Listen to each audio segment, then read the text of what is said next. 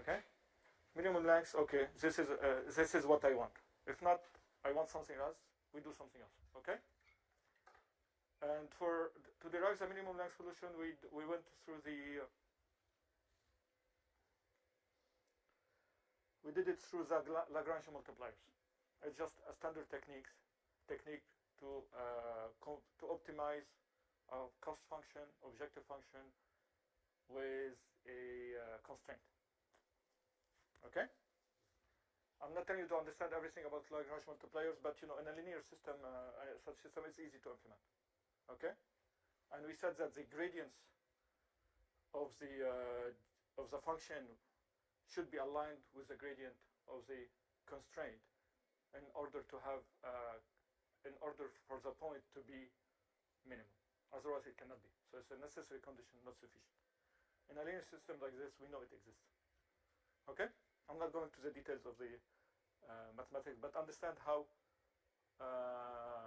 to use it, because I will use it today just quickly, one more time. Okay? And we said yes. Here I said they should be aligned, otherwise it cannot be a minimum, because locally the function will change when we move in this direction or this direction. Okay, and we applied it, and we found the minimum length solution. Don't be confused with the least square solution. The other one is GGT minus 1 GTD. Okay, people sometimes get confused. It's just the t and the minus 1. Okay. Then we went to the mixed underdetermined problem. And as we said, the mixed underdetermined problem, part of it is overdetermined, part of it is underdetermined. If you can separate them, then treat each one separately. Okay? There is another way that works that can get you a solution for any inverse problem. Overdetermined, you don't want it. You don't need it. But if it's purely undetermined or underdetermined, or it's just by adding one more constraint to the objective function. Okay? So here you're constraining the length in the objective function. We call it weak constraint, because it's not the minimum length, it's a solution that has length that is constrained. Okay? By adding it to the objective function, what happens is that you're getting the model that predicts the data as close as possible, but also that keeps m not very large. So it will not fit the data. Here, when you add a regularization, we call it regularization term, constraint. You're not allowing the model to fit the data at any price. Okay? If we're talking in terms of iterations, in general, this term will be large compared to this term at the beginning. Then when you start iterating, the model starts fitting the data. So this term becomes small. But then while fitting the data, this one might become large. At some level, the optimization will balance the two. Okay, it also prevents overfitting if the data has noise. This is one kind of regularization term. Mathematically, what this term does, if you set the derivative of this, the gradient of this to 0, okay, and you compute the damped t-square solution, I should not call it S, it's dls square. It's exactly the overdetermined, the least square solution, but what you're adding is this kappa square identity. It comes from this term by derivation. What this term is doing is that if this was not invertible, so if it wasn't overdetermined, by adding kappa squared identity, it's making it invertible. Just because we know that this matrix GTG is positive. It's symmetric positive. Some eigenvalues might be 0. By adding kappa squared identity to it, you're not allowing any eigenvalue to be 0, because the minimum will be kappa squared. You understand what I'm saying? G. So this will have all the eigenvalues strictly positive, and if they are strictly positive, it will be invertible. So the matrix will be invertible no matter what you do. Okay? And then it becomes invertible. We use it also, and I will demonstrate in chapter 5 that adding this kappa squared identity helps you also in improving the conditioning of the problem. If you have an ill-conditioned inverse problem, this will help you solve and make the problem not sensitive to noise in the data. I'll talk about this more. But I assume that some people, sometimes if you are inverting a matrix that is positive, and if it's ill-conditioned, if it's positive symmetric, if the eigenvalues are very small, it's ill-conditioned. You faced this problem before? No? Okay, for those in the data analysis course, I think the covariance model I gave was ill-conditioned. When you invert it, MATLAB screams and tell you it's ill-conditioned, which means that its inverse is numerically unstable. One way to fix the problem is add a very small number as a diagonal to regularize it.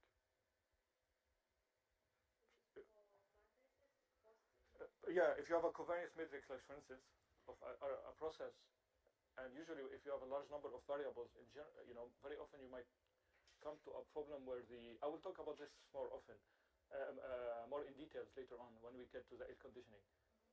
But I'm assuming that you probably encountered some cases where when you invert the matrix, it screams it's ill conditioned. Okay? No. If it's ill conditioned, I will come back to this, okay, in details. If it screams it's ill conditioned, it means that it's numerically unstable.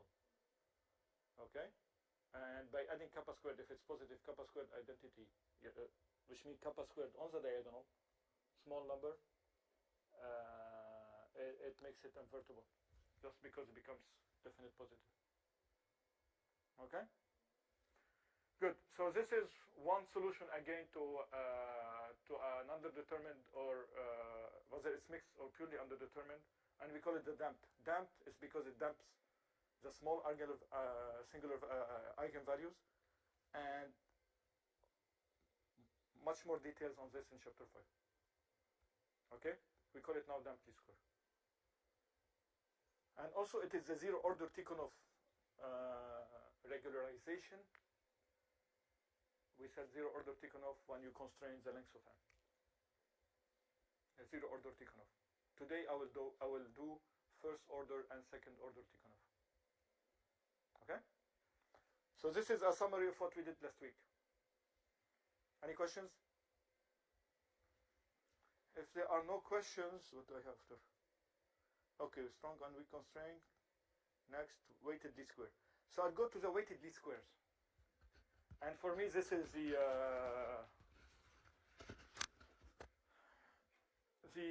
main, actually, I need to add a prior. Once I add a prior, it becomes the main formula for all these different inverse problems.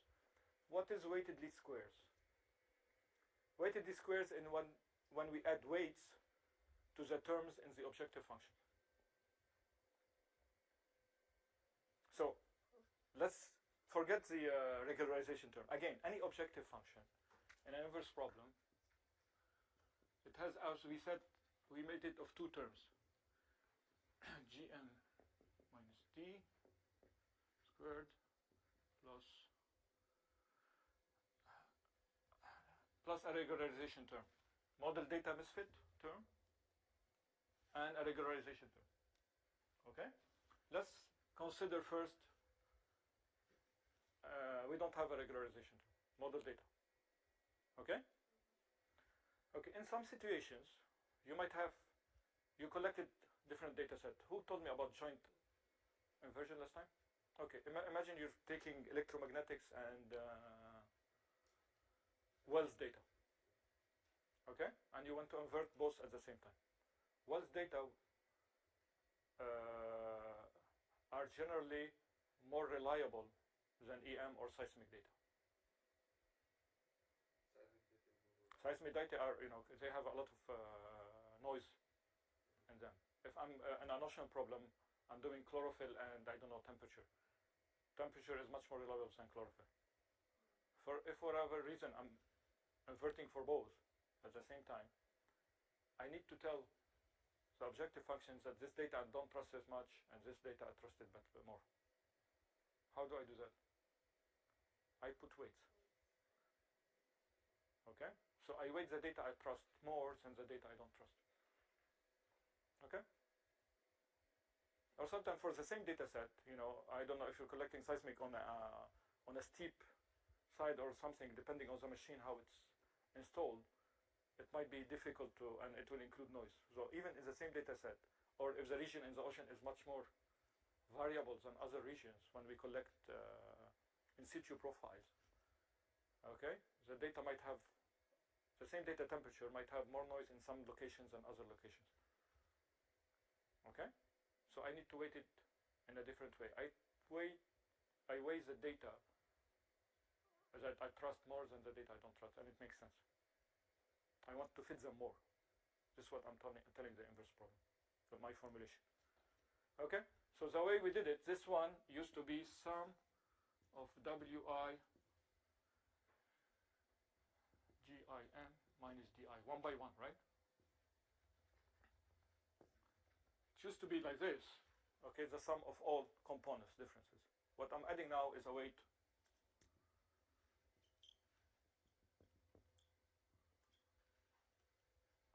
Okay, this is the weight. And again, if I trust DI more, I weight it more. Okay, it's just a generalization of the regular least square, and we call this weighted least square. Clear? Now, if I want to write this in a matrix form, I can write it. You remember this? We can write it as GM minus D transpose GM minus D, right? Okay, in the same way, I can write this one in the same way, multiplied by W. What is W?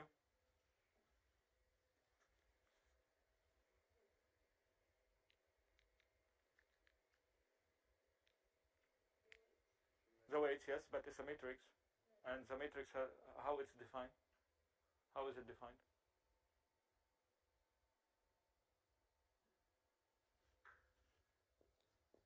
We call it weight matrix.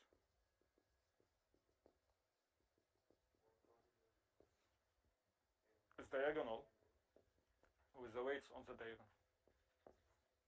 Okay?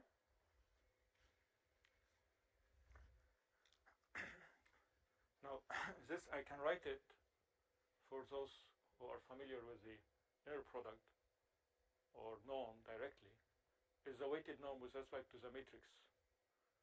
A positive definite matrix. It's not L2 anymore. It's a norm defined by the matrix W. When the matrix W is definite positive, it defines a norm, which is equal to the inner product of GM minus D W, which is exactly this. By definition, if you have a definite positive matrix, you can associate a norm to it. Okay, the norm is measured with respect to W. So the L2 norm, all the points have the same weight. Okay?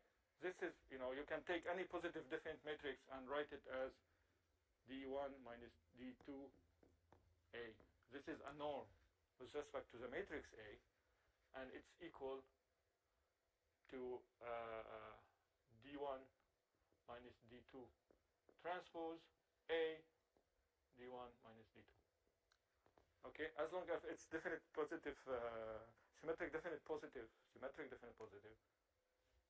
this is a norm. You remember what is a norm? A norm, it has three conditions, right? For an operator to be a norm, there are three conditions. Does anyone know this? These conditions? What is the first one? If the norm of a variable is 0, the variable is 0. 1. 2. The norm doesn't change.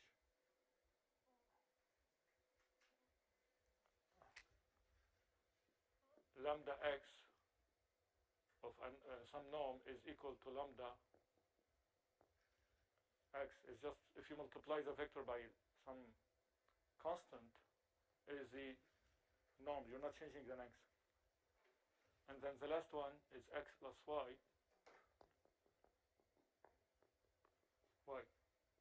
Okay?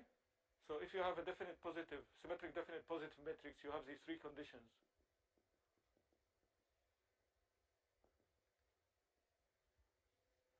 And then you have a norm. So you can use it to measure a distance. Okay? This is just to write it in a in some mathematical form, but the idea here is just to weight each component. Okay? Okay, now here, where we start separating a little bit, not separating, it's in a deterministic setting. Okay? You are in deterministic inverse problem formulation. How do you choose the weights?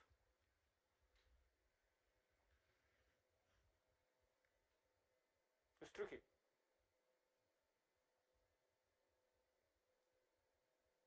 You see what I mean? Okay, if I trust it, I put 1. If I don't trust it, I put half, I put 0.6, I put 0.8, 0.1. What do I put? It depends how much I trust it. Okay? If I trust it twice more or less, you see what I mean? So but you know, the formulation is a bit tricky. Deterministic is that it's deterministic, no noise in it. But so it's always about a first choice, then we see how it behaves, and we can change. You could, yes. You know, if you see that your system is fitting some place and not fitting the rest, and you want to fit it more, then you can weight this one more. Yes. I very often, if we have big systems and a lot of data, we redo and redo. You know, just to have a solution that we are satisfied with. It's like tuning the weights, yes. Yeah. Okay? Now, one thing that's nice about the statistical formulation, I'll come back to this later, it gives me a way to choose W, statistically. Okay? Another thing is that in a deterministic setting, you see, you know, usually it is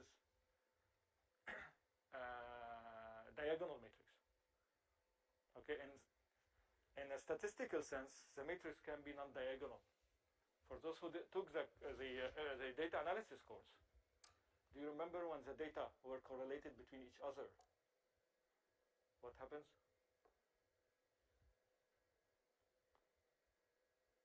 When you do Kriging, which is some sort of inverse, by the way. We don't reach there yet. You should, it was the last semester. Do you remember? You know, if two data are correlated between each other, very correlated, they are not bringing more information to the system. Okay? And when we derived Kriging, taking into account the correlation between the data, it allows us to underweight the weight of these data in the Kriging system. You remember? Okay, forget the data analysis. If two data are correlated, in general, they are not bringing more information. Imagine you're inverting for in a land, okay, and you're observing a lot of data in one side. A lot of data hitting all the day, the ground with seismic. And in the left side, not many data. Okay? You want to give this data more weight than this data, because you know you're putting more information, but it's not really more information. A quick example, you remember these two bricks problems that we could imagine. You have a source observing this brick all the day, and you have one data here. Okay? If you put all this data there, this data, it will not be even almost not considered in the, it will have a very small weight. Although it's very important. This data is more important than 100 data here, because this data has 1,000 data, 1,000 measurements. This point. Okay, but it doesn't mean that if you have more measurements that you have more information. If the measurements are giving you more or less the same information, it's not new information. You understand this? Okay, data doesn't translate into information. I usually like to separate these two words. Also, people usually, we usually tend to combine them. More data is not more information. It can be the same data. Okay? So basically what I'm trying to say is that it would be useful sometimes in certain situations when the data are correlated or bringing you the same information to reduce the weight in the optimization. Okay? Now, how do we measure if two data are giving you the same information or not? Statistically, this comes through correlations, statistically speaking. Okay? And I will derive, not this session, hopefully next session, that one way to choose the W in a statistical sense is to take W as the inverse of the covariance matrix of the data.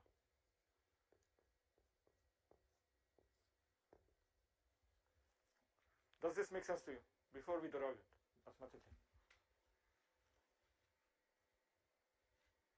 Why the inverse of the covariance is a good, it's one choice of weight.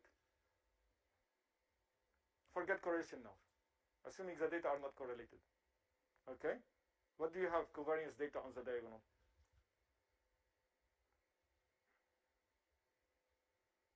By definition, the covariance. Do you know the definition of covariance? Data analysis. Don't scare me. Okay, Barbara is okay, she didn't take data analysis. I'm taking that course. Okay, you're also exempted. I'm taking it right now. Right now. All of you didn't take it yet? Good, you're lucky then. Because you would have been in trouble now. Covariance of the vector is by definition, what is the covariance of a variable? It's a variance, okay? If in a sense, covariance of a vector,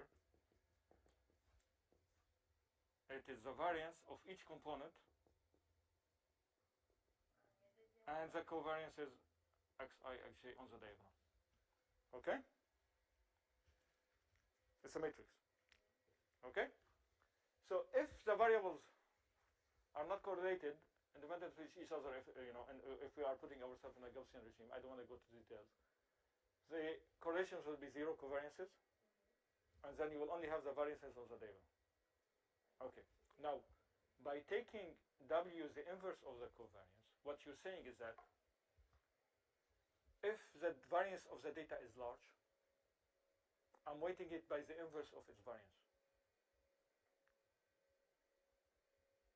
If the variance of the data is large, this means I don't trust it much.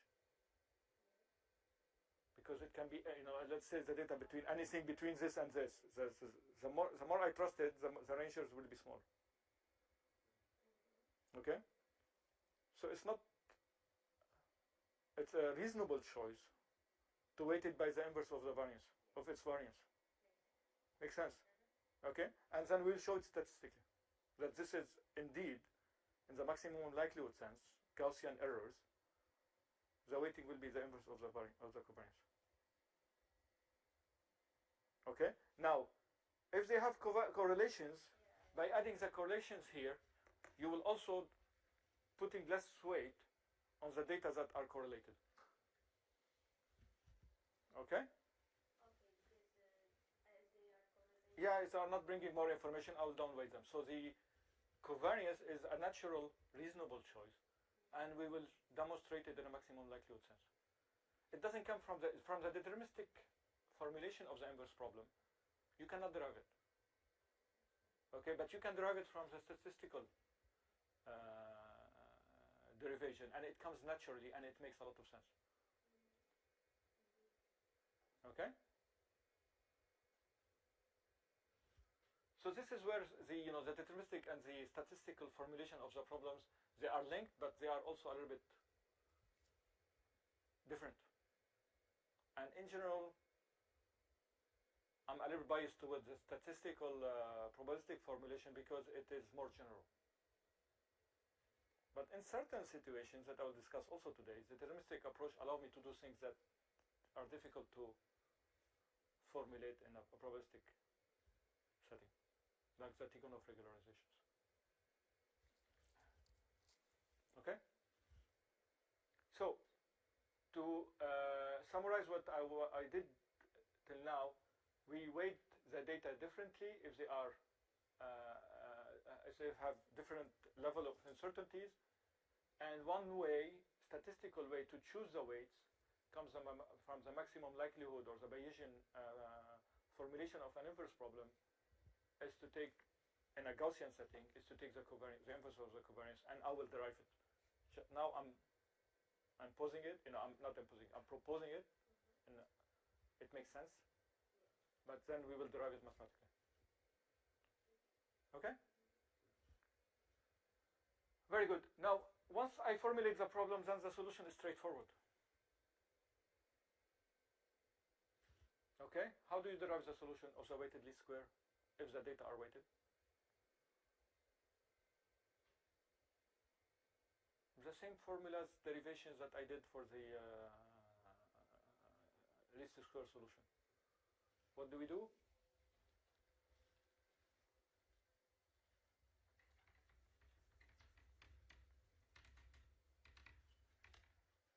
So what do? We just derive this, the gradient of Gm.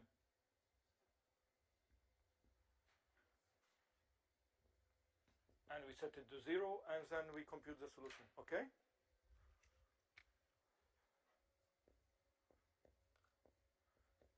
To derive this, if you want to just, either you expand it. Okay? Or also you can compute it directly, actually. As a, how you call it? Huh?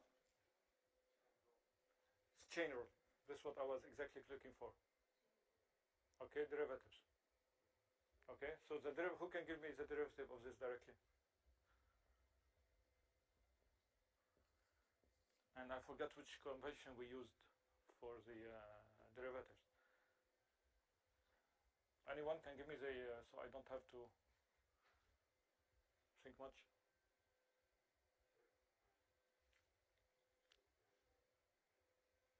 I'm sorry, you were saying? 2 times.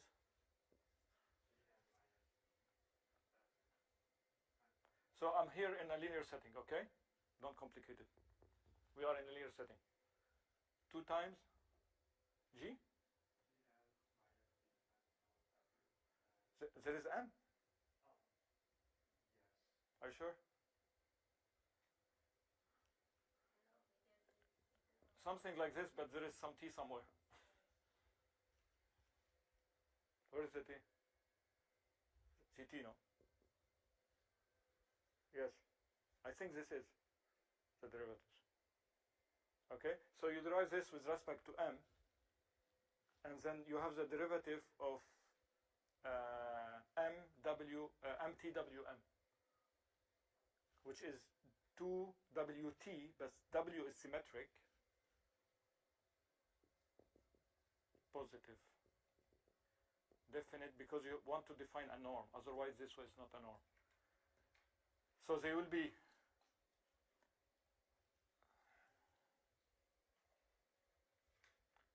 the derivative of this with respect to M is 2GT, and then you have 2 GT, then you have 2W and GM minus D.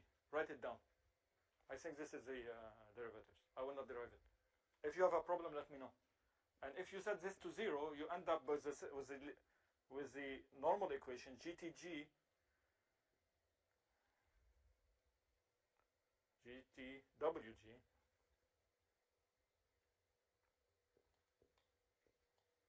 M equal WD. Yep.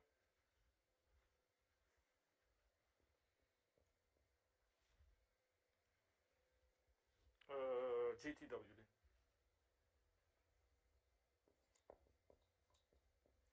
Then if this is invertible, if it's invertible, then M equal GTW G minus 1 GTWD. If it's invertible. Okay? So this is the solution of the weighted least square. You put the W in the GT inside the GTG, and also you weight the data accordingly as well. Okay? This if you don't have a regularization term. Clear to everyone? It's very important you understand this. Barbara, you're looking. Derivation, if you want to make it easier for you, just expand this. So this one becomes mt gt minus dt, and then w gm minus d, and then I will type line by w, so I have mt gtw minus dtw gm minus d. Then I multiply this by this, and I have 4 terms, and I derive each term with the formulas I gave last time. Practice it. You should get this. If you don't get this, let me know. Okay? But here I use the chain rule. When you do the in 1D, f g prime of x is f prime is g prime x, f prime g of x. Okay? I use this directly here.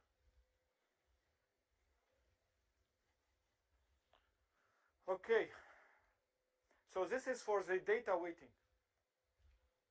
Okay?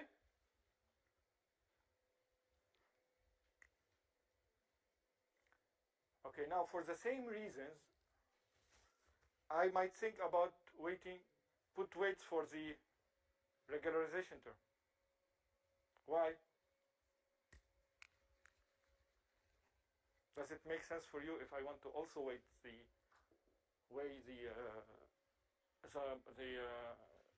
the m, the components of m?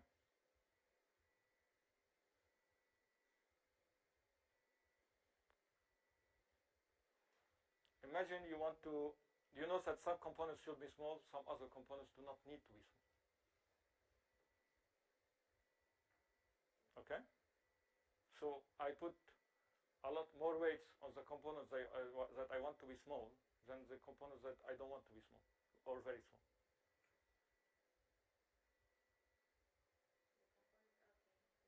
Okay, imagine I'm inverting for both temperature and velocity at the same time. I want to make the velocity small, I don't want to make the temperature small. Okay, so I put much more. I can even put 0 weights on the temperatures. I don't want to constrain them, and I just constrain the velocities that I want to invert. Okay, so there are also good reasons in some situations to put weights on the m as well. If you put weights on the m, then this is your cost function. So basically what we're saying is this one is plus some. Now I have weights on the d for the data, and I have weights on the model.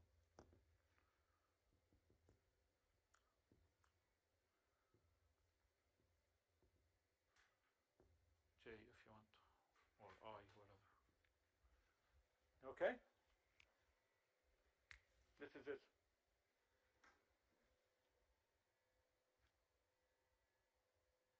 In the same way as we did now.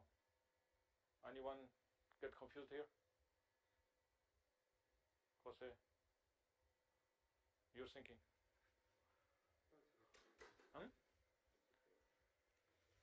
G, is this how you pronounce your name? How you pronounce your name?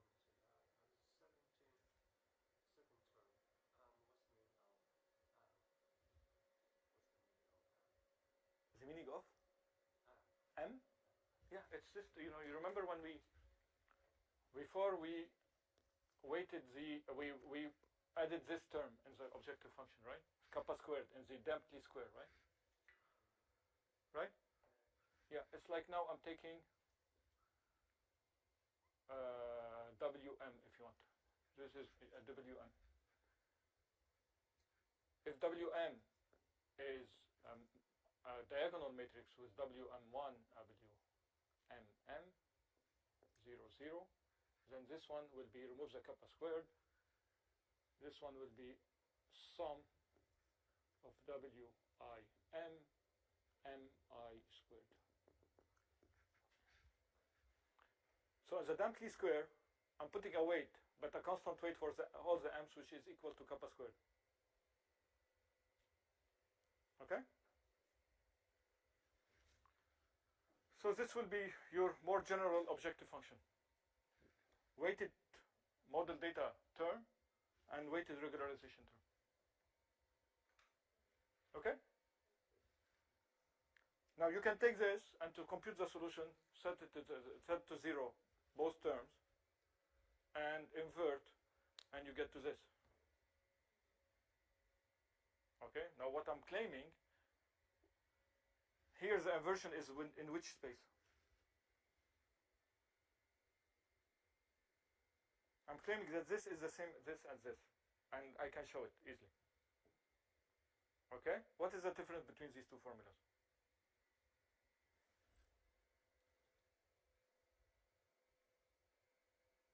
Here, where I'm inverting here?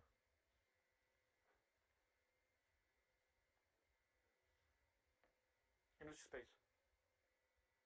What is the dimension of this? GT. Guys, remember, it's GTG. What is the size of G?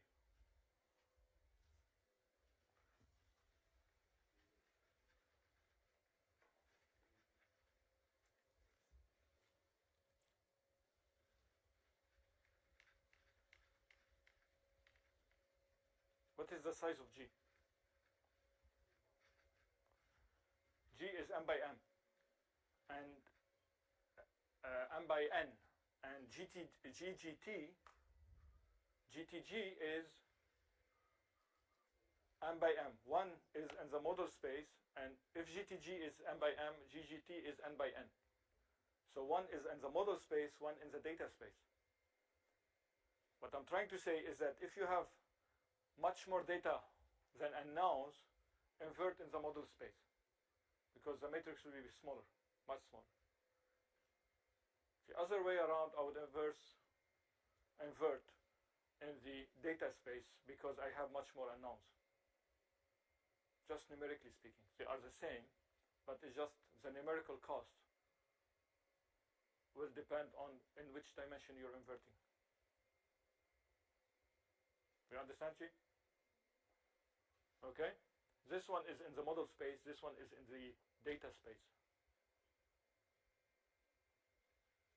Imagine you have 10,000 data and 5 unknowns. Okay? I definitely wouldn't invert this, I would invert here. Because here I'm inverting 5 by 5 matrix. While here I'm inverting 1000 by 1000 matrix. For the same result. Yes, because this is, you can recognize it from the weights. This is the WD, right? And the WD, you are in the data space. Okay? So if you have 5 data, the covariance matrix, if you want, or the inverse of the covariance matrix, here this becomes the covariance matrix. It's 5 by 5. Right? Okay? So numerically, these two formulas are very useful. One or the other. Now, if you want to demonstrate this, why this is equal to this, how did I do it? I forgot.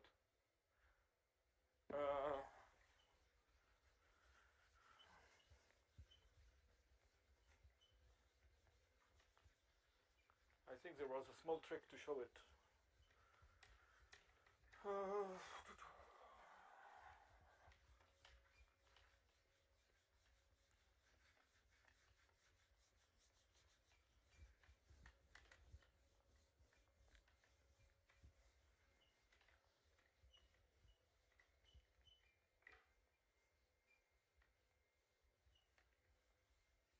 Okay, small trick to show it.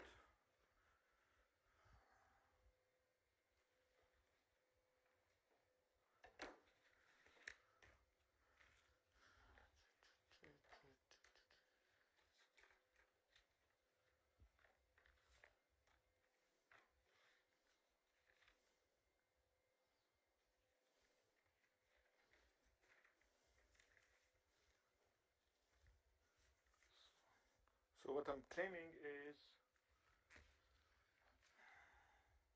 GTWD G plus WM minus 1 GTWD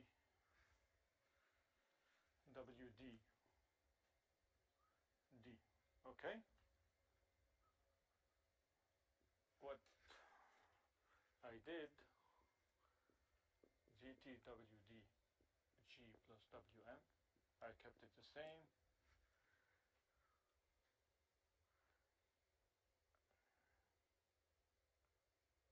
Remove D from here.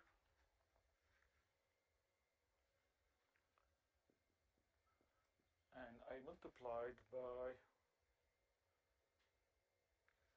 WD. I multiplied basically by this. And its inverse. So it's like I'm multiplying by identity. So it's like I didn't do anything. Just to derive it quickly. Okay, it's much easier, I found it. So basically, I take G W minus 1 M GT plus WD. I'm cheating a little bit here.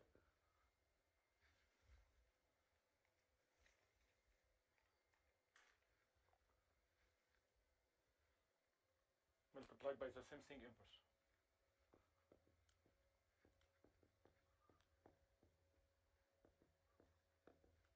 Okay, I didn't do anything. This is identity. Okay? It's fine because the D is the same, you know. D and D. I just want to show that this is equal to this. Okay? Otherwise I'll put it at the end. And then this is equal to GTW G plus WM minus 1. Then I can multiply this by this. So I get GTW D GW minus 1 GT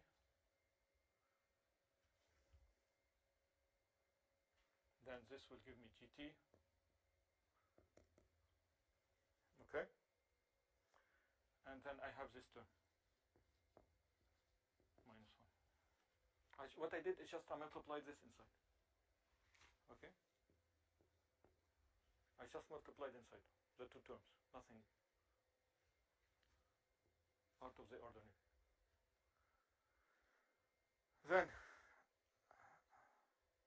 I can write this term remains the same. Here the trick is to put this one here outside. Okay? If I put it outside, what's left?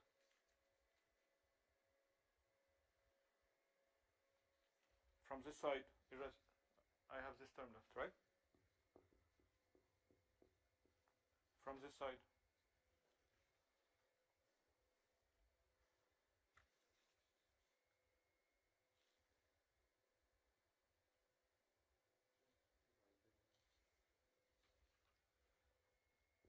it should be, otherwise it will not work. W minus M GT. Because if you multiply this by this term, you get this term. If you multiply this by this term, you get GT. Okay? And then I have this term, minus 1. So the beauty of this is that it allows me to eliminate these two terms. Okay? And end up with this. W minus 1 MGT, this one. It's exactly the same. Okay? Just with a small trick, I can show these two. Okay? By knowing the results. So I'm a little bit cheating. Okay? But again, you use these formulas according whether you have more data or more unknowns. Okay? Just numerics. Very good. So this is the weighted least square solution. Any question about that? It's very important to understand this. When I add weights, because depending whether you use weights or not, your solution will be different. Okay? So again, it's about formulating the problem properly, not about computing the solution. Computing the solution, okay. I add W in there. But depending on your choice of W, your solution can be completely different. Okay? Good. So we talked about a choice of WD, and we will demonstrate it again next time as the inverse of the covariance. This is what I said. In a deterministic setting, okay, I put 1, I put 2, I put 0, 1, well, whatever you choose. In a statistical sense, when the distribution, I'm dealing with Gaussian distributions, the inverse of the covariance becomes a nice choice, a natural choice. Okay? This is what I said before. So you take the inverse of the covariance. Again, if the data have a large variance, they will have smaller weights, which makes sense. And if the data are correlated, they will have, their weights will be down weighted lower in the optimization. Okay? So this is data weighting, how to weight the data. Okay. Clear? Okay. Some choices of weighting the parameters. Okay? When we put, you remember in the damped least square,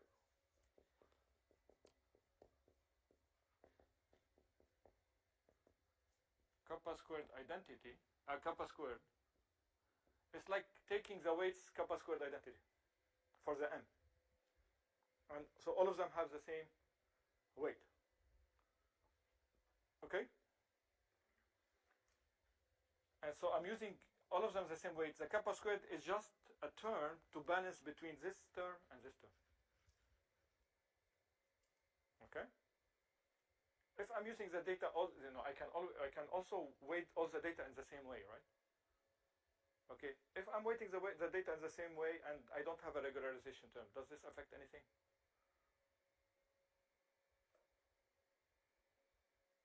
I'm assuming.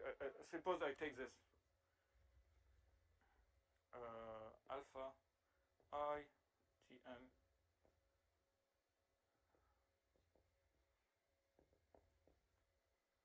and this is alpha squared. So it's the same for all the data. If I don't put a regularization term, this weight doesn't do anything, because I'm still weighting the same data in the same way. On the other hand, if I add a regularization term, then this term becomes important because it's balancing with the weight of the amps. You understand what I mean? You understand? I'm not sure if I said it in. Is it like the regularization term will impact the way that the model is fitting? In principle, no, but what I'm trying, it depends how you're choosing the alpha square. In a statistical sense, it gives you a guidance how to choose them. In a deterministic sense, you don't have this guidance. So sometimes you have to balance between this one and this one with what you know. If you find that this term, that you need to add kappa squared, right? Okay, then you can, if this term is bigger than this term, you start. Okay? Statistically, the variance will allow to normalize them. The inverse of the variance. To put them more or less at the same, it's like a normalization term. Okay? So, this was the first easiest way, is kappa squared identity everywhere. Okay?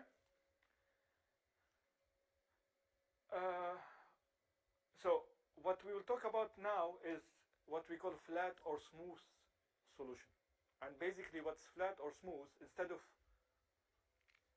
weighing m, I want to weight the gradient of m.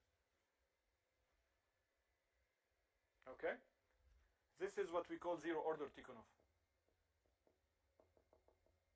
Tikhonov is a fairly famous guy in the deterministic inverse theory. He came up with these regularization terms. This is the first order Tikhonov. And the second order Tikhonov is second derivative, Laplacian.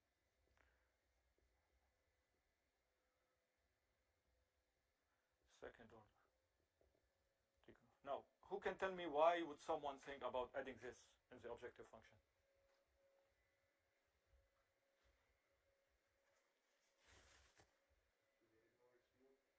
So it's kind of, I'm constraining unsmoothness. You see what I mean? This term fits the data. This term constrain changes of m's that I don't like. Okay? So here, by putting this gradient of m, I'm making sure that gradient of m's are small. And if they are small, this means there is no steepness between the components. And there is no steepness between the components, they are more smooth. I'm not allowing big jumps between the components. You understand what I'm saying? What is there?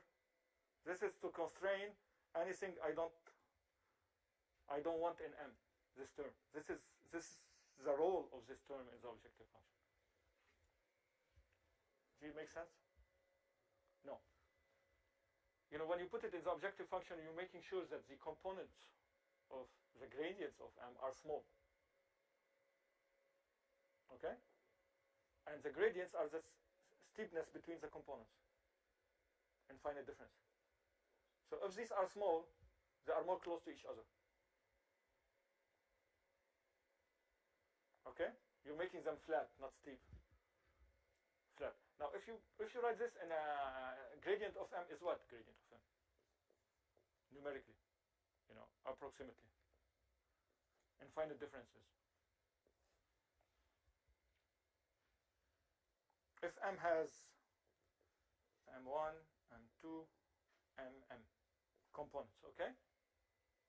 If I make finite differences as M2 minus M1, M3 minus M2, approximately, MM minus MM minus 1, okay? I'm making sure that these are small, the norm of these, which means M1 close to M2, M2 is close to M3. I'm making them flat, not steep, these components.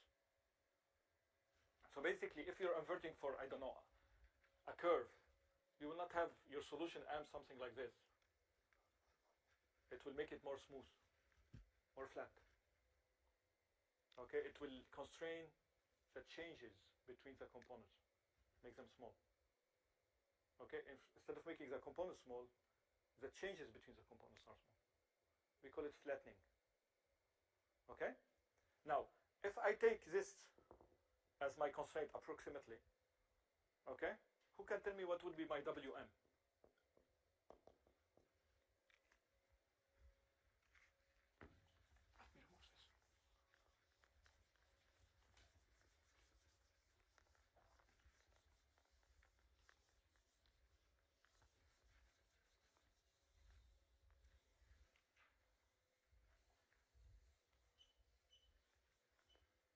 In this case here, what would be my Wm?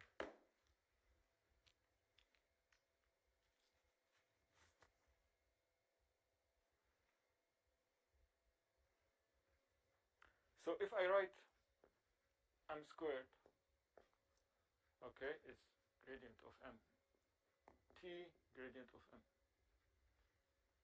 You agree? Okay, and if I write approximately this one is equal to M2 minus M1, M3 minus M2, MM minus MM minus 1. So be careful, it has M minus 1 element, not M. Okay? Minus 1 dimension. Multiplied by M2 minus M1, M3 minus M2. Right? I didn't do anything here, I'm just writing definitions. Okay. This could be written as this term, I can write it as a matrix multiplied by M. I'm claiming that dm in discrete form is dm, where d is equal to what?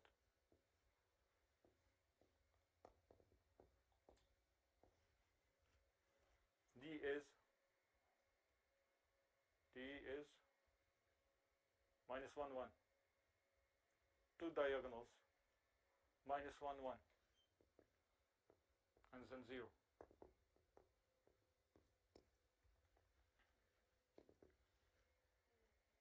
Okay? But again, this has m minus 1 elements, right? This is m, this is m minus 1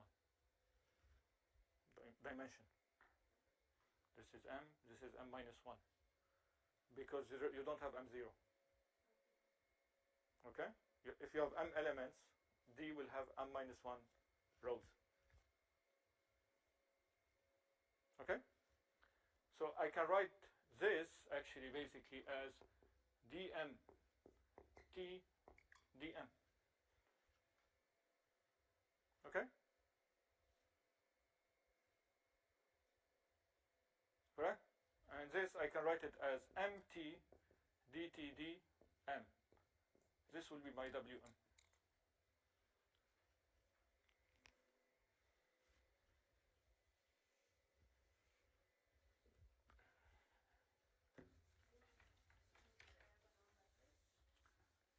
No. This one has two diagonals thing, and dtt, I don't know how it looks like. You just multiply them and plot it, and you'll see.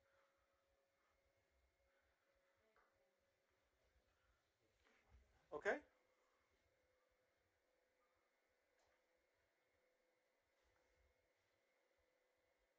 Clear? Okay, for the second derivatives is also very similar. The second derivative, all I need to do is change d actually. And basically for the second derivatives,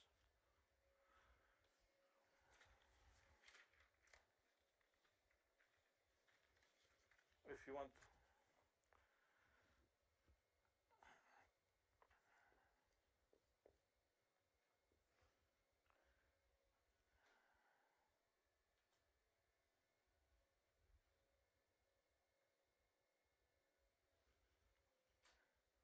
it is m2 minus 2m3 minus 2m2 plus m1, I think. Yep. When you do second derivative, it's first derivative minus first derivative over 2. You get this. Second derivative, just discretization. And then m4 minus 2m3 plus m2. So before you were constraining one element to the other, m2 to m1, mi to mi minus 1. Now you're constraining m3 to m2 to m1. So you're making it more smooth. Not only flat, it's more smooth also. You know, the second derivative is small. We call it smoothness. In the next homework I will give you, you will see I will go to fourth order to smooth it even more. You know, it's up to you what you want to impose. You will see that the flatness is not enough. And the solution I created by myself. Just to show you that when you add more smoothness, more derivatives, it's even more smooth. Okay?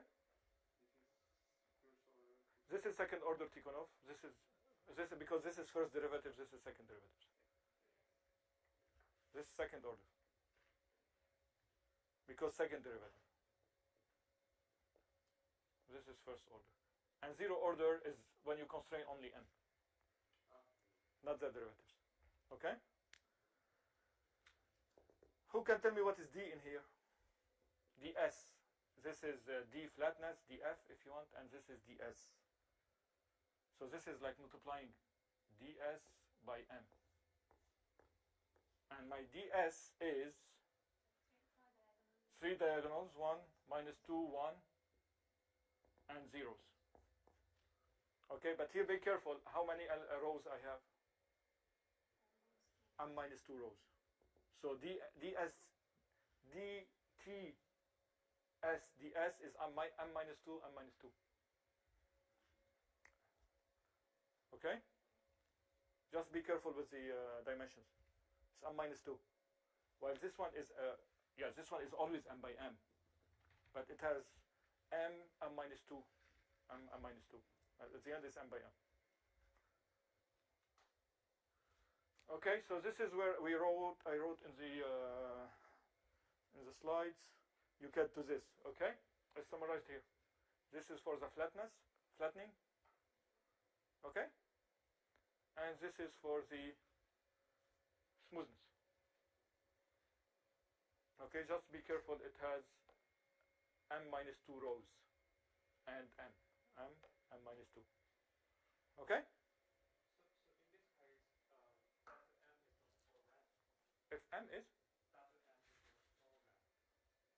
dm is not for rank. Wm, yes, Wm is not for rank. No, but there is the other part as well. It's not only dm, but you have, the solution is this, right? It might, numerically speaking. But, you know, if you have the other term, very likely it won't. You can. In this numerics. Okay? Yes. I agree. But, you know, if you have a good GNC thing, it should not. So basically, yes, everything is here, and the weight is Wm, which is dTd. That's what I did now. Okay? And you may choose to add, you know, alpha dm, kappa squared dm. So instead of writing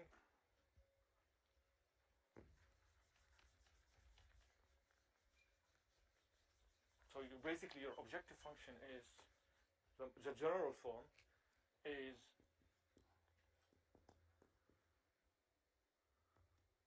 gm minus g squared wd plus kappa squared m wm. Okay, you can put a weight on how much you want to smooth compared to how much you want to fit the data. So basically what this time will be doing, one is fighting to fit the data, one is fighting to make your solution smooth or flat or whatever. Okay? So basically it's useful because if you have noise in the data, you're not allowing to fit noise because your solution should be smooth. Imagine you have two data next to each other. You're observing M2 and M1, the components. Okay, for whatever reason, the noise on M1 was very large because something happened when you were measuring. So the data was very noisy and it came here, while D2 is here. Okay? If you're allowing the fit, it might try to fit these two and make large steep. If you're putting this term, it will not allow this. It will do something in between, depending how much you trust D2, depending how much you trust D1. Okay? So this term is regularizing the solution, and you're telling him, don't fit the data at any cost, you know. I want my solution to be smooth. Because I know temperature will be smooth, right? Okay, so this term is basically you're teaching the optimization what kind of solution you want. It's some prior information. You understand what I'm saying?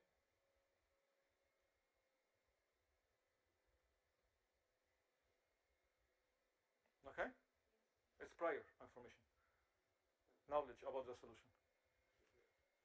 In this term, we are using kappa to regularize the dimension of M and also... No, kappa squared is basically my weight between this term, balancing, and this term. It's how much I want to weight the smoothness compared to the weighting of the data. Okay, if this one is very small, I'm telling the optimization, okay, you know, I want to constrain this, I want smoothness, but I care more about fitting the data.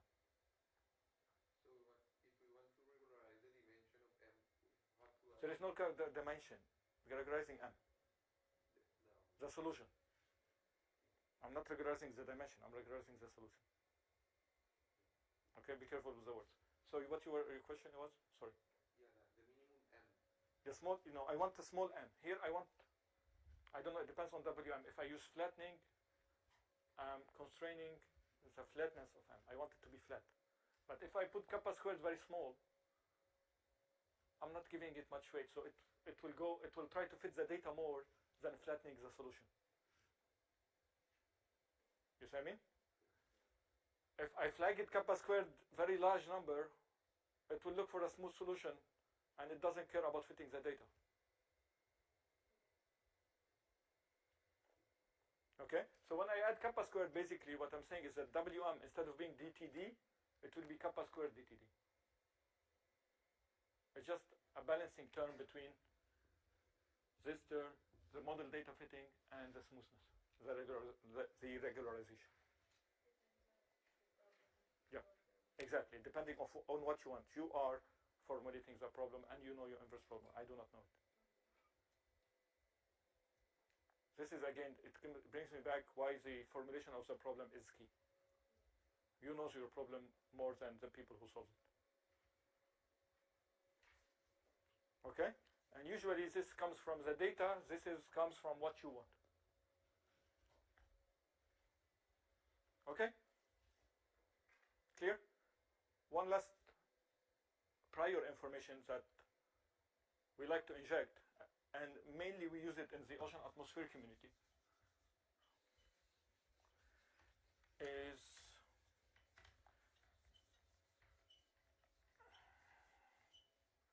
in the atmosphere community we take this as consumption.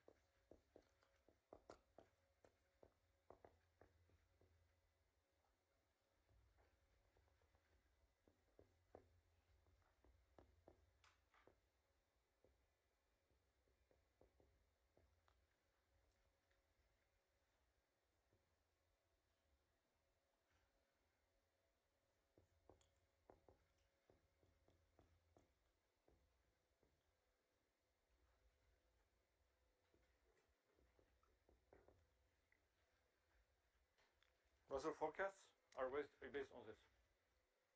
What changed here? So I'm in statistical formulation. The weights are the inverse of the covariance, but we injected this MA. Why I would do that? We call it prior, background. In the weather community, they call it background. It's a very important quantity. Do you know what they take as background in the weather community? I'm sorry? No, that observation is here, right? But what would be my background? It's the forecast. The forecast. So okay, I made a forecast, right? I forecasted today. I have a forecast. Okay, then I receive data. But the data are not enough. It's the atmosphere, right? I observe few points, few locations, few satellites, whatever. Okay? So this is where all the data are. This term, to regularize it, I don't want to be too far from my forecast. I'm making sure that my solution not far from my forecast, because if your solution is far from my forecast, or your forecast was very bad, depending on how much I trust my forecast. Make sense? So what happens every day, let's talk, now we do every 6 hours forecast, but assuming I do a forecast every day. Okay? I forecast, I come to the next day, right? The next day I get new data. Okay? I put my data, and I get a new estimate based on, I don't want to be far from my forecast, but I want to be close to the new observation. I get my inverse. I forecast next day with the model. Then I do that. The data come in, and then I do that. Cyclic. Every time I get the data, I improve I fit the data while not being far from my previous forecast, and I forecast again. And this would be my regularization. Now, if I take this and set it to 0, and I compute the solution, do it at home, this is the same thing as before, without MA. Remember this? Remember this? I'm showing you the difference between this, or if I add MA, a prior. So the prior, before is like I'm pushing to 0. I want M to be close to 0, according to these weights. When I put MA, I want M to be close to MA. If I have some information, like if I have a previous estimate of m, okay, and I know how certain I am, I can constrain to it instead of constraining to 0. It makes sense. We understand? Now the beauty of this, you will see that instead of this, MA will intervene here and will add here. So this is if MA equal to 0. If you put MA, it's exactly the same, but you added MA here and D minus GMA here. Okay, who can explain me this formula? This is all your weather forecast. When you get a bad weather forecast, you blame it on this formula. Okay? What's happening? Who can explain me this? This is your estimate before you get the data. Best estimate. My forecast. Okay? Then I get the data. What do? I compute the data, my forecast minus the data. Now, this is D minus GM. Okay? Then I project it into the whole model space with this, and I correct my forecast with the new data. If I'm observing every point, and my data are perfect, then my solution would be MA plus D minus GMA, which is, I'm observing all the points, so it would be D. Because I observed everything and it's perfect. If what I'm observing is uncertain and not complete, I need to reconstruct it according to the weights, how much I trust MA and how much I trust D. Okay? And then add it to my forecast. So every time I'm improving, correcting my forecast with the new data, and I'm forecasting again. Okay? It is my forecast, my background, my prior estimate, plus a term that is reconstructing model data difference, prior data difference.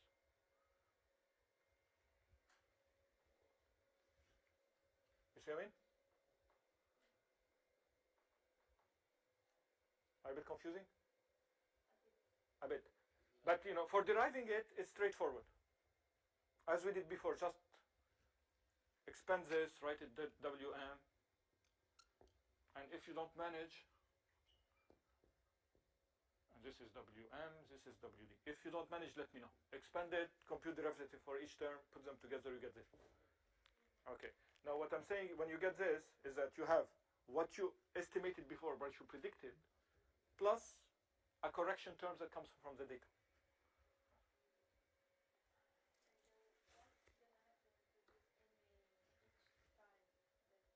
Which one? MA. It's MA. So in a weather forecast setting. So I'm yesterday here. I forecasted today. Today now the satellite and the data will be sent to me. I apply this and I improve my forecast today. I get a new estimate now. I forecast it with the model for next day and wait till I get the next data, then I forecast again. This is why you guys usually trust the weather forecast next day, 2 days. But after 7 days, you don't trust it. Why? Because the data came from here. The more you forecast without data, the more your model will start deviating from the data. Okay? So in the first 3 days, 4 days, 3 days, now 4 days, weather is quite good forecasted. Because it's not far from the data. If I start going further away without data, but no one asked me why we trust climate forecast.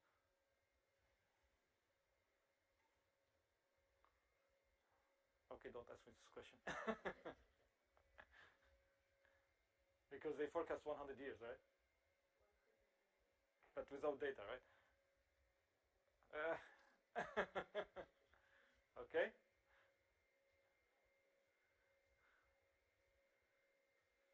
It's basically, we hope that we will get the global structure, but not the local structure. While at the weather level, what we care about if it's rain here, not there. And the climate sense, I don't. I trust I want to know what's happening globally. Still to be taken moderately. Okay?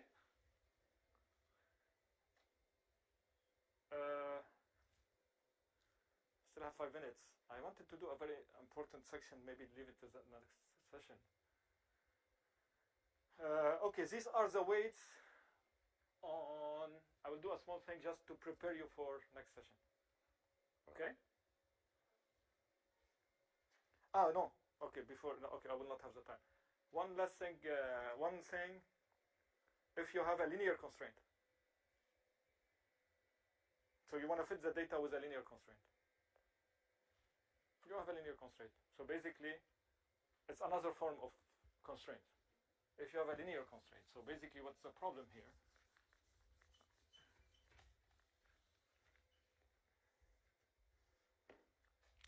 You have an inverse problem, Gm equal D. Okay? And you want to look for the solution, inverse solution, under a linear constraint. A linear constraint, this means that, I don't know, Fm equal H. You have some conditions. Who can give me a linear constraint? Example, if you know the mean. Why the mean of M is a linear constraint? Assuming you're inverting, I don't know, for temperature in around coast, and you want the mean, you want to constrain the mean to be a value.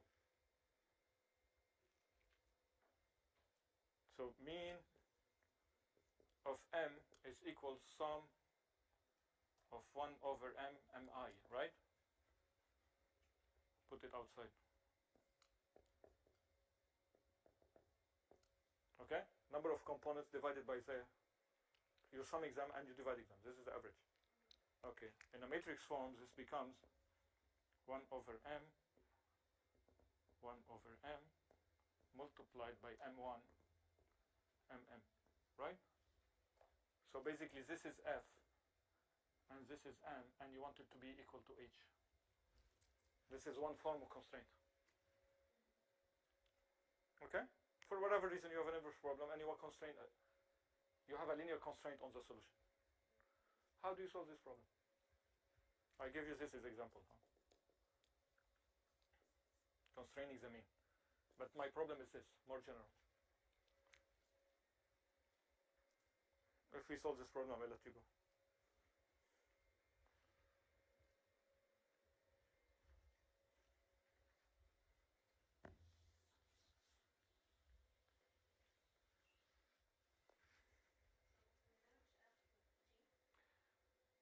You could, but there is an issue there.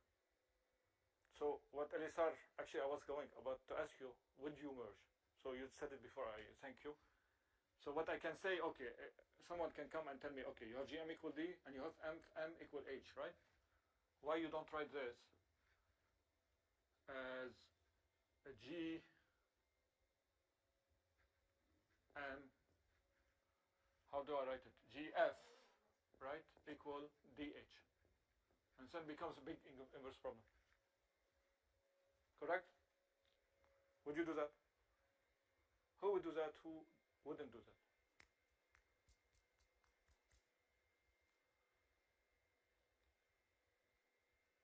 Okay, I'll explain. I'll try to explain it in another way. Let me know if I'm confusing you. Imagine I have one data, right? And then I got another data. How would you solve this problem? We talked about it last time. This, I put them together. Okay? What would be the difference between this one and this one? This, I can write G1, G2, M equal D1, D2. Okay? If they are data. The difference between this one is that this one will fit D1 and D2. But it's not strong constraint. G2M will not be exactly equal to 2 if you have noise in the data. Okay, while here, but here my problem, I want Fm to be equal to H, equal.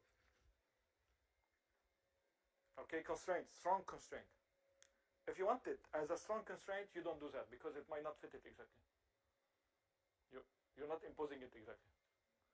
Okay, unless if you want numerically, you can write it down, but you say I want the weight of D2 to be huge, bigger than the other one. Here I'm forcing it, imposing it. So I want Fm equal to H exactly. I wouldn't put it together. Okay, I will solve it with Lagrange multiplier as we did last time. And with Lagrange multiplier is straightforward, but Lagrange multiplier will get me Fm equal to H. While if I'm fitting with an inverse cost function, it might not be exactly equal to H. Okay, so basically what I do, I take the Lagrangian of M equal to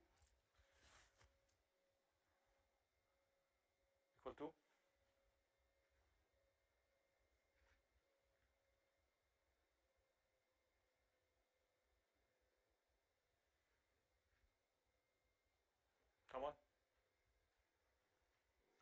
help me. It depends what you take. So you know, Gm minus D, I don't know, whatever norm you take, some norm, WD, plus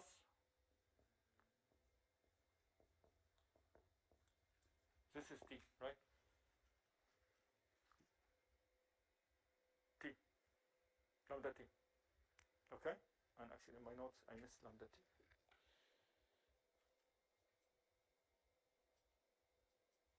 Okay?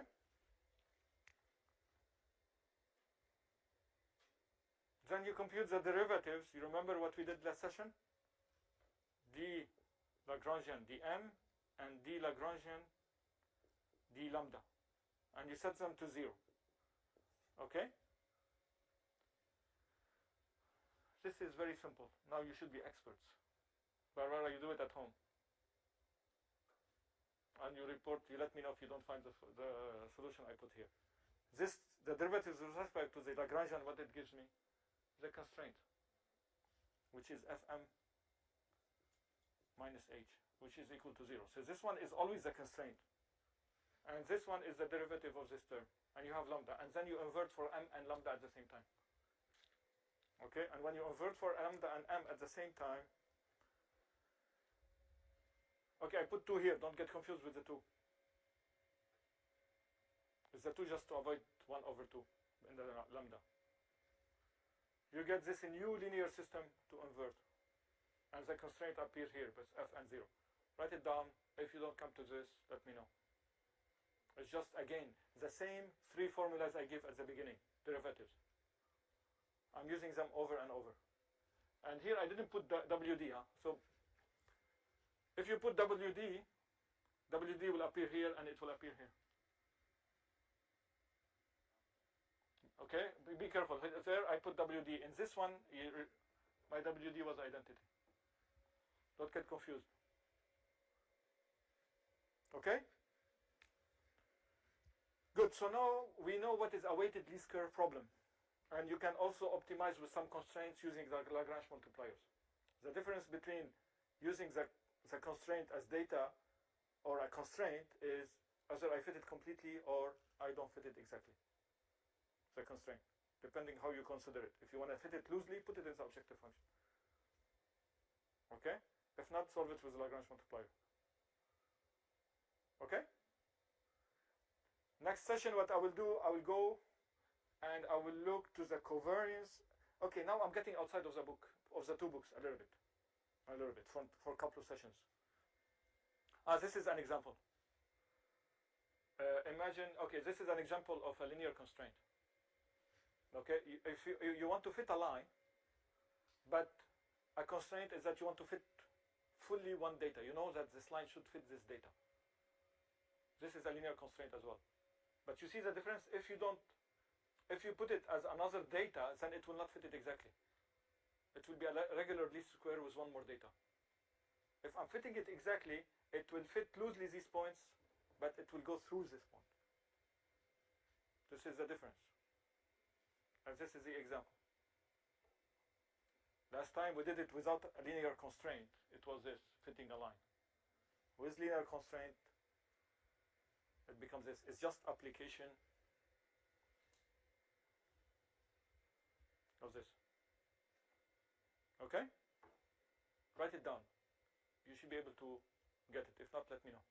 But you should be able at this level to derive it. Okay, please do it. Okay?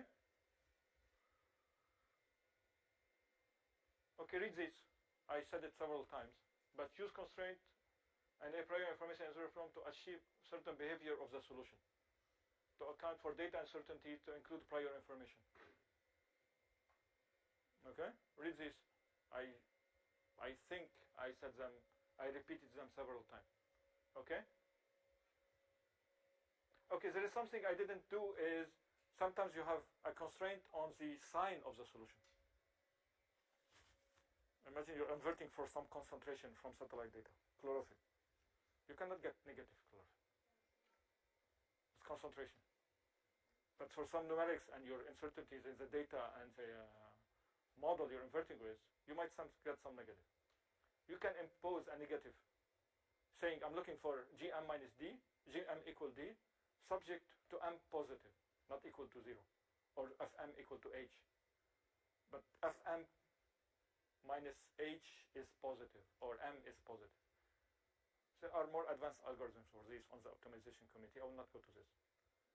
Okay, but one popular one is the non-negative least square method. Okay, it's in the literature in case you need it one day.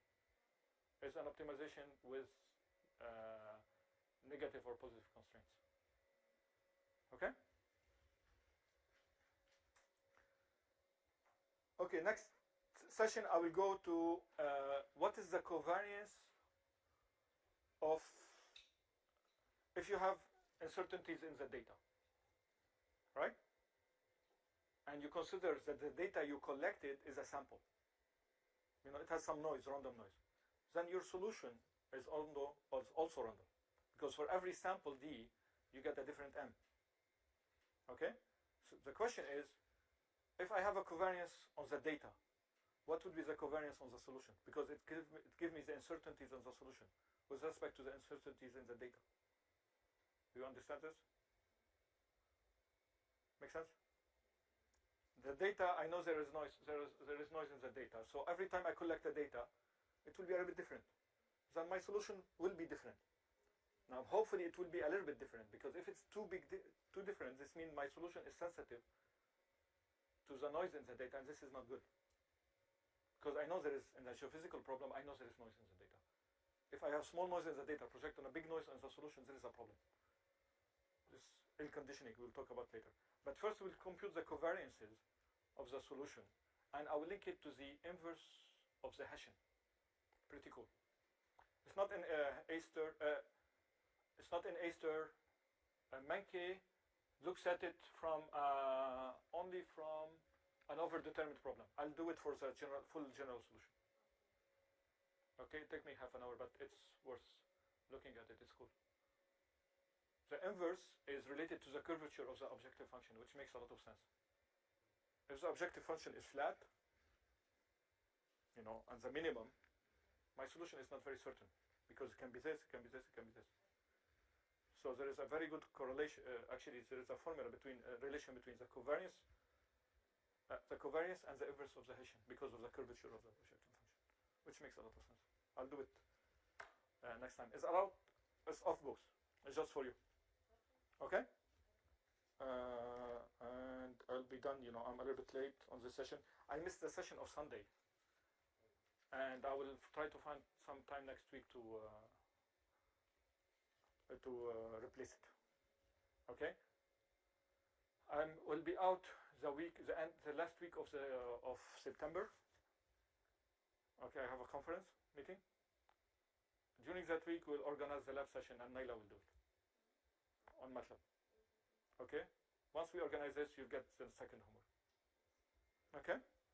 So we apply all these with a problem, and then you get one more homework a little bit more advanced than this. But around, once you learn how to apply them, you do it also at home. Sounds good? Very good. If you have any questions, don't hesitate. And also now, Naila, you have her email address, and she has how you call it? Yes, office hour. Did she send you these? Yes. Good. She said. Okay. So please follow up with her. In case to have some questions about derivation. Sure, Naila can support. Just go to this hour and she can help you with that. Okay. If not, also come to me. Okay. Okay. So for you it's by mail. We agree on a time. Yeah, yes, easier. I can, if you want, I can put a fixed time. It's better for me. But see, since you are not that many, we can just come over when when I'm around. Just make sure I'm around. Alright. Good. Okay. Yes. Sounds good.